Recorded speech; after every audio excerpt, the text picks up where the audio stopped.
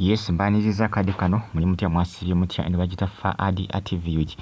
Wano mbana amawulire agabaga trending just following like nga subscribing nyiga kade ojja ko receiving ka notification oba ka message akakulaga nti ntaddeyo video empya kasitona subscribing n'onyiga kade. Hajjat Zurah Amaziiga agongedde okubanga gamuyitamu.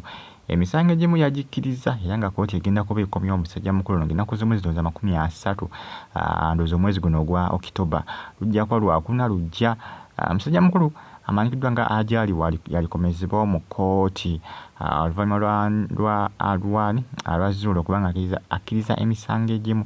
Ajjukira waliyo omusajja eyavuddeyo amanyikiddwa nga yitatanisha omuwala gw'alina akola ki alumiza okuba nti nno Zurah yamubba ebyapa 10.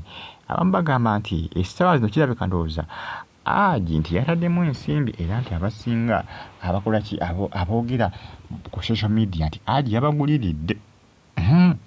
Abasinga batandise okuba nga bakola ki babuusabuusa kubanga essaawa zino Zurah gwe basinga okuba nga bakola ki batunuzaamu emmundu zonna zitunudde mu ye. Emmundu zonna zitunudde mu ye naye nga ag'amazima ensonga z'abano naba tezigenda kuggwa, ensonga tezikutuka kooti egenda nagigoba emisango gy'abano. Kooti egenda gigoba sikulimba egenda gigoba kubanga tegitambula tegikutuka. Ate nga Zurah agamba bane kooti kyembagamba kituufu, njagala omwana wange afune obwenkanya omusajja yamukozesa yamukabasanya. Zurah alemeddeko. Zurah yakkiriza nti ebyapa birina 10 kati awo simanyi kati Zurah aba yakkiriza nti ebyapa birina 10 ebitalanisha byayogerako kati gosobera kooti eyinza muleka polisi n'agenda.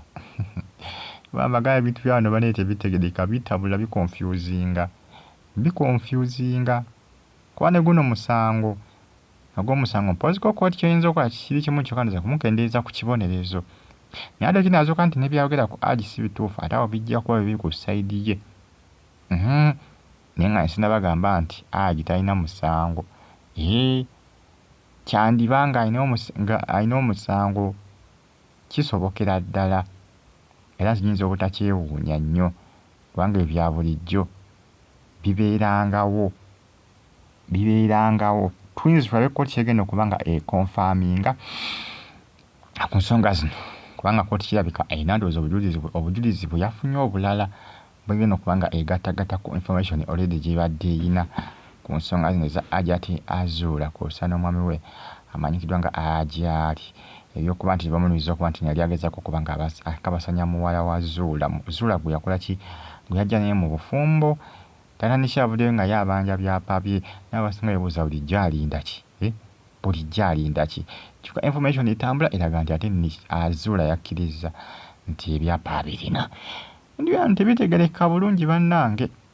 Neza kooti nze nabe kyegenda okuba nga esalawo simanyi. Zurah kati waba yakkiriza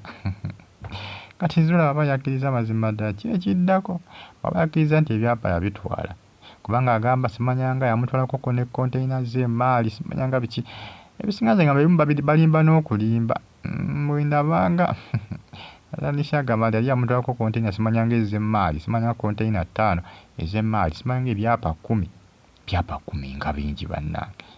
Ono omukazi kibanda bulijjo naye katunde tulabeko kyegenda okubanga esalawo ku nsonga zino nja kuba batuusaako wano ku Faadi TV just following osubscribing onyigene kale naye nga Hajjat Zurah Amaziiga gagakulukusa buli kaseera kunyiga Amaziiga.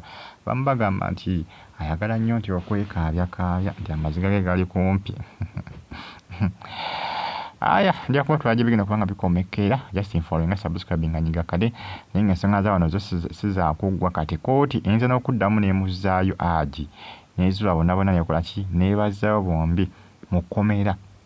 Manga tena kubanga ifuna bujulizi obuli solid boso kwita solid evidence obujulizi bulyo gumu bulyo obulaga ensonga nti evaayo bulungi kooti tennabufuna bwe kyetaaga bwokka simanyi egenda bufuna etya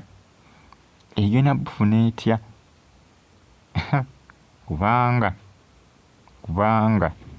Zurah obujulizi bwonna obubi n'obukyamu n'obuvundu bwonna busonga mu ye. Kusimanga kubba ttaka, simanga kubba byapa, binabona besonga mu naye kale tuyinza Kooti kyegenda okubanga esalawo ku nsonga zino bagitafa AD TV like ngo subscribing mubeere bulungi mwera